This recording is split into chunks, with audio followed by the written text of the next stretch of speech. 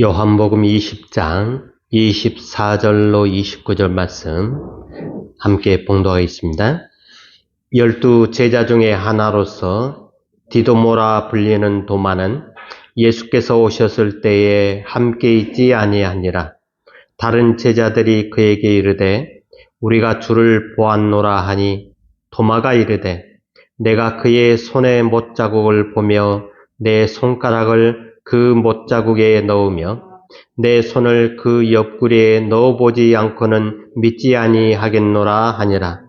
8일 지나서 제자들이 다시 집 안에 있을 때에 도마도 함께 있고 문들이 닫혔는데 예수께서 오사 가운데 서서 이르시되 너희에게 평강이 있을지어다 하시고 도마에게 이르시되 내 손가락을 이리 내밀어 내 손을 보고 내 손을 내밀어 내 옆구리에 넣어보라. 그리하여 믿음 없는 자가 되지 말고 믿는 자가 되라. 도마가 대답하여 이르되 나의 주님이시오 나의 하나님이시니이다. 예수께서 이르시되 너는 나를 본 거로 믿느냐? 보지 못하고 믿는 자들은 복되도다 하시니라. 아멘. 저번 주에 우리가 본문 말씀을 봤었는데 우리는 보는 것에 의존하는 자유주의적인 입장을 가진 교회와 교인들은 자연주의적인 신앙을 가지게 될 것이라고 이야기를 했었지요. 그리고 보는 것을 부정하면서 오로지 믿는 것만을 주장하는 극단적 보수주의적인 입장을 가진 교회와 교인들은 초자연주의적인 신앙을 추구할 것이라고 말씀을 드렸습니다.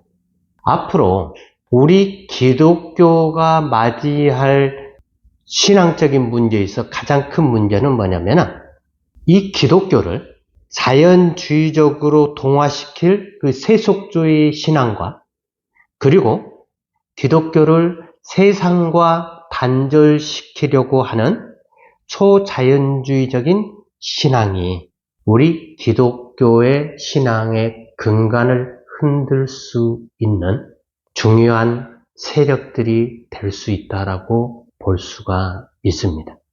그러나 우리가 추구할 기독교 신앙은 자연주의적인 신앙도 아니고 초자연주의적인 신앙도 아닙니다.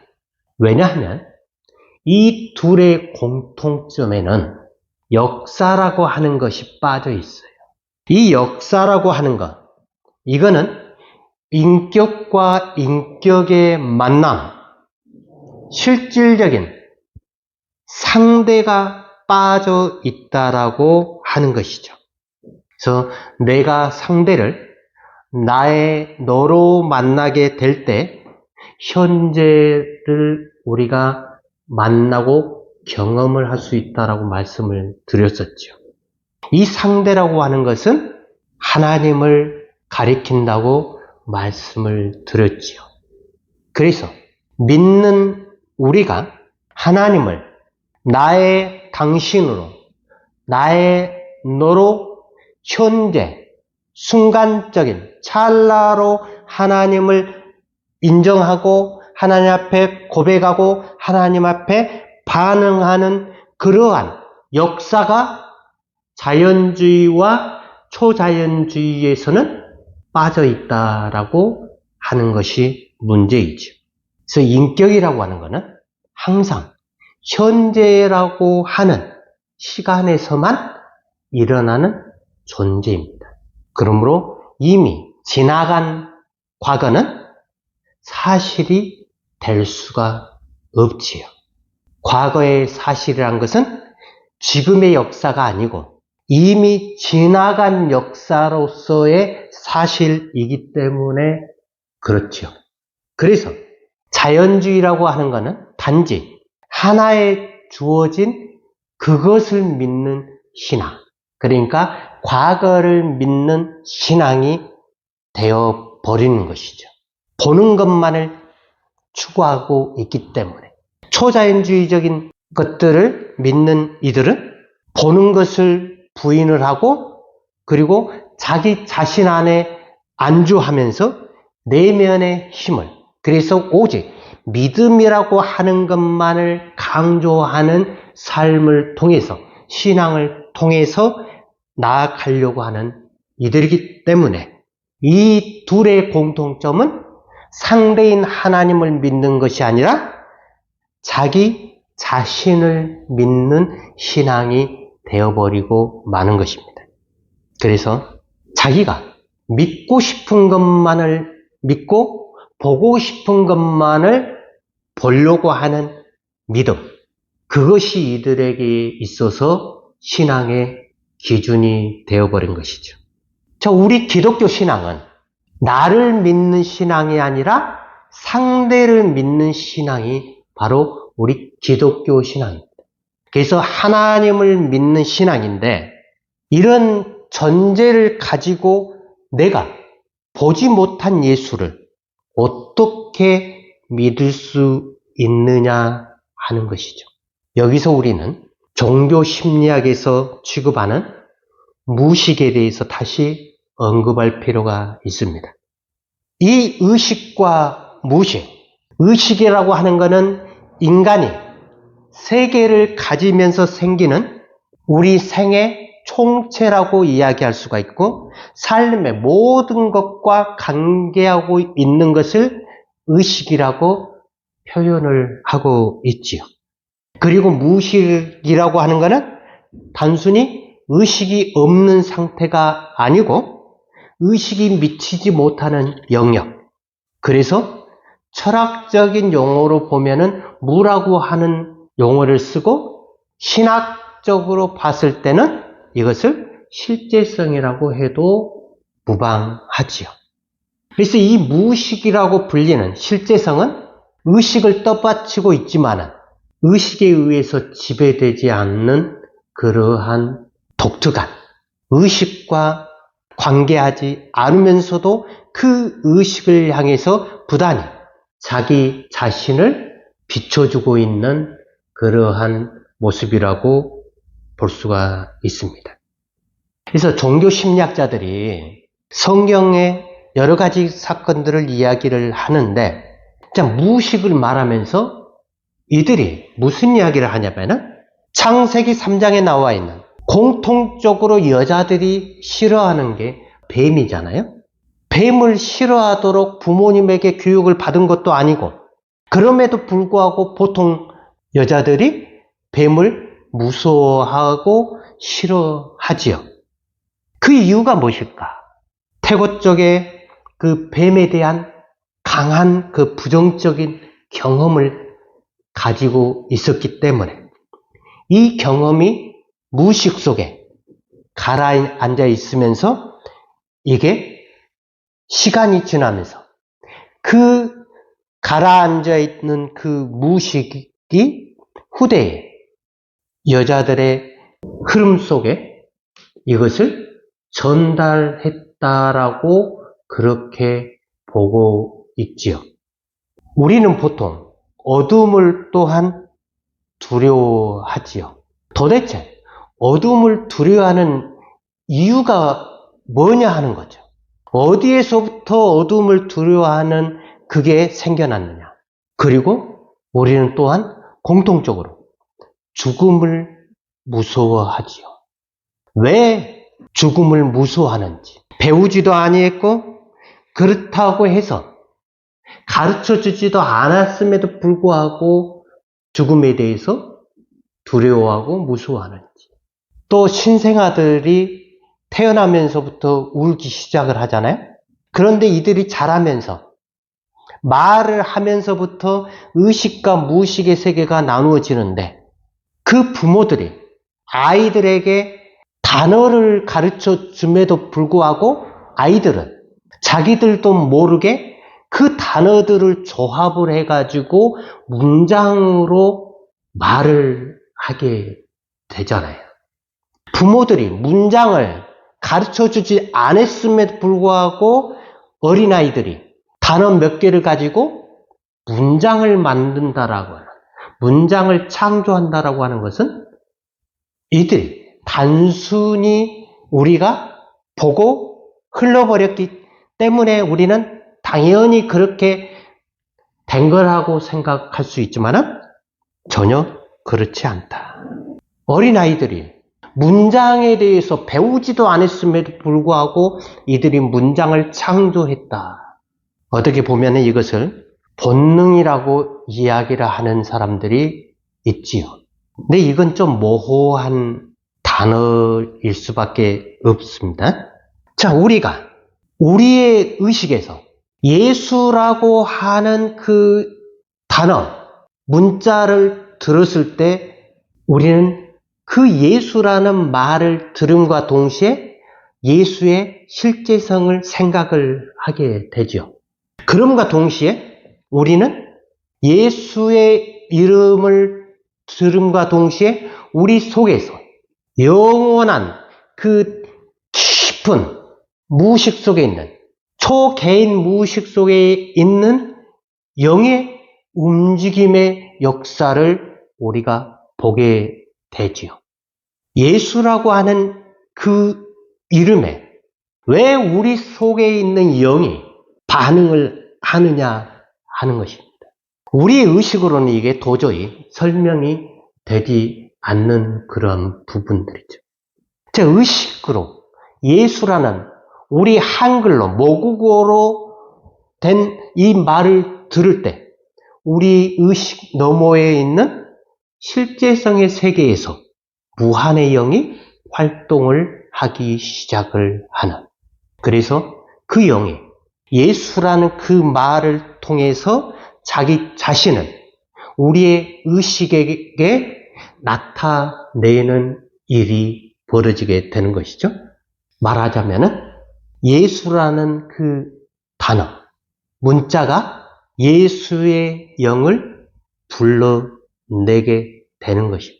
이게 좀 이해하기가 좀 어려운 부분이 좀 있는데, 예수라는 단어는 우리 의식 속에서 있는 수많은 말들 중에 하나잖아요. 그럼에도 불구하고 이 예수라는 그 말이 들려지게 되면은 그 말에 영이 움직이는. 그래서 우리는 이게 도대체 무슨 사건인가 한번 생각을 해볼 필요가 있지요. 문자로 인해서 영이 나온다. 그 영이 움직였다라고 하는 것은 과거에 이미 문자와 영이 관계를 하고 있었기 때문에 그렇다라고 볼 수가 있습니다. 즉, 예수라는 문자의 주인이 바로 그 영이라는 거죠. 하나님의 실제성인 영이라는 거죠. 이 말이 무슨 말이냐? 우리가 예수를 보지도 못했지만 그럼에도 불구하고 신앙의 대상으로 믿는 이유가 있다면은 우리의 신앙에서 그 문자의 주인이 바로 그 영이기 때문에 그렇다라는 이야기죠. 자, 신앙 고백이라고 하는 것이 무엇이냐? 비록 내가 직접 보지는 못했지만 나의 입과 나의 마음에서 고백된 문자는 그분의 영의 소유이기 때문에 역사가 일어난 것이라고 봐야 합니다. 그래서 신앙 고백이란 내가 그분을 직접 보지 못했지만은 남이 나 대신 보고 확실성에 도달한 것을 내가 믿는 것을 뜻하는 거예요. 따라서 신앙 고백을 믿는다라고 하는 것은 내가 나를 믿지 않고 남을 믿는 신앙을 가진다라고 하는 의미예요. 이건 무슨 말이냐면은 우리가 눈으로 보지 못한 예수를 주로 고백하는 또 하나의 근거는 지금의 우리가 그분을 직접 보지 못하였지만은 우리의 조상들이 그분에 대해서 직접 보고 듣고 가지게 된 그 확실성에 대한 강한 기억 때문에 그 기억이 우리의 의식 너머에 실제성으로 주어져 있기 때문에 그분에 대한 기억을 우리가 가지고 있다라고 하는 거예요. 그래서 우리가 예수라는 말을 들으면은 내가 그 말에 응답을 할 수 있는, 다시 말해서 우리의 기억에 있는 그분을 우리가 불러일으키는 그러한 사건이 벌어지게 되는 것이에요. 만약에 우리가 그 기억을 가지고 있지 않다면, 기억을 가지고 있지 않는데도 불구하고 우리가 예수를 믿을 수 있다면 이거는 모순에 빠질 수밖에 없는 거예요. 그 말이 뭐냐? 예를 들어서 토성에 사람이 산다라고 하는 것을 우리는 믿지 못하지요. 그 이유는 뭐냐? 우리의 지식에 믿음이 주어지려면 토성에 사람이 살고 있다라고 하는 강한 기억을 가지고 있어야 돼. 그러나 토성에 사람이 살고 있지 않기 때문에, 살고 있지 않다라고 하는 그 기억을 가지고 있기 때문에 우리는 토성에 사람이 살고 있다라고 말을 하면은 믿지를 못하는 거죠. 그와 같이 우리가 예수를 믿을 수 있다라는 것은 우리 기억에, 그 예수가 우리 기억 속에 강하게 기억되고 있기 때문에 우리는 그 예수를 주로 고백을 할 수 있는 거예요. 이거는 예수를 믿지 않는 사람들이 예수를 전할 때, 복음을 전할 때 그들이 예수를 받지 않는 사람들도 있을 거, 그리고 예수를 바로 받아들이는 사람들도 있어요. 그럼 그들 가운데서 예수를 전혀 들어보지도 못하고 알지도 못함에도 불구하고 예수를 받아들인다? 그건 있을 수가 없는 일이죠. 그들에게서는 그들의 기억 가운데서 이미 예수라고 하는 분을 알고 있었기 때문에 예수가 증거가 될 때 그들이 예수를 주로 고백할 수 있는 것이고, 그래서 그들은 하나님의 자녀가 되는 위치로 올라갈 수 있는 거죠. 근데 예수를 받아들이지 아니하는 사람들은 그들이 예수를 몰라서가 아니고 그들이 이미 예수를 알고 있음에도 불구하고 자기들이 가지고 있는 지식과 자기들이 알고 있는 모든 것들을 동원해서 이 예수를 거부하기 때문에 이들이 그 예수를 받아들이지 못하는 것이죠. 그래서 예수를 받아들이지 못하는 것은 그들에게 있어서 하나님의 심판이 임할 수밖에 없다라고 하는 것이죠. 그들이 단지 예수를 증거했을 때, 복음을 증거했을 때 안 믿어서가 아니에요. 이미 그들 가운데에서는 예수라고 하는 그 기억을 가지고 있음에도 불구하고 그들은 자기의 모든 것을 동원해서 예수를 받아들이지 않기로 작정을 하기 때문에 그들에게는 하나님의 심판이 임하는 것이죠. 우리는 보지도 못한, 듣지도 못한 그 예수를 왜 우리가 믿음으로 받아들일 수 있느냐? 그건 나 대신 과거에 누군가가 그분을 직접 보고 그분을 직접 듣고 직접 만져본 경험을 가지고 그 경험은, 그 사실을 우리에게 계속해서 전달을 해주고 있기 때문에 오늘 본문에 보면 도마가 예수님의 몸에 직접 손을 넣어보고 직접 만져보고 직접 경험한 그 사실을 우리에게 증거를 해주고 있기 때문에 보지 못한 예수를 믿는 것은 우리의 기억 때문에, 막연한 기대 때문에 우리가 믿는 것은 아니다. 기대는 기억이 있어야만이 기대를 할 수가 있는 것이에요. 기억이 없다면 불가능합니다. 우리가 소망을 가지려고 하는 것도 이미 우리가 기억으로 가지고 있기 때문에 소망이 우리에게 주어지는 것이죠. 기억이 없다면 우리는 예수님에 대한 믿음이 있을 수가, 그분에 대한 소망도 있을 수가 없습니다.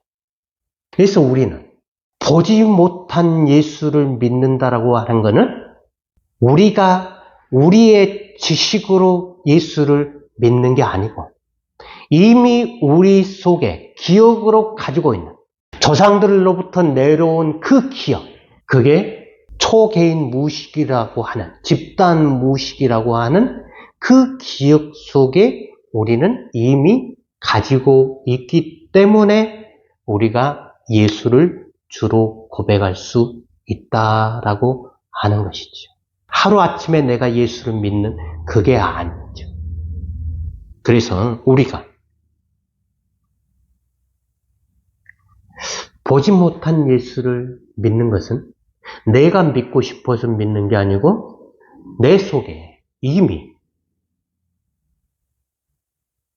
나의 기억 속에 들어와 계신 그분께서 우리가 예수를 주로 고백할 때 그분의 영이 역사를 하셔서 우리의 마음을 움직이시고 우리의 생각을 움직이시고 우리의 모든 것들을 움직이셔가지고 하나님께서 일을 하신다라고 하는 것입니다.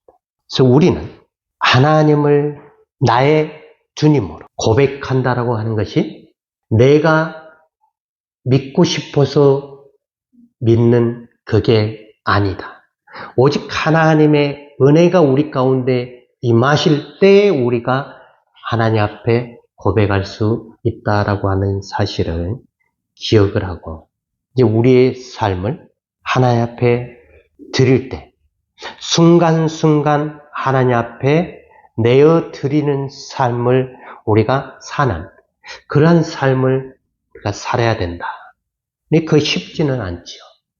언제나 우리의 삶 가운데서 항상 우리가 내가 주인으로 살려고 하는 우리의 습성 때문에 하나님 앞에 내어드리기가 쉽지 않지만은 우리의 삶을 주관하시는 하나님이 우리의 의식을 통해서 나오실 때 우리 자신을 하나님 앞에 드리는 그 삶을 통해서 하나님의 역사가 나타나기를 소망하며 기대하고 그 하나님과 함께 동행하는 삶을 살아가기를 주님의 이름으로 축원합니다.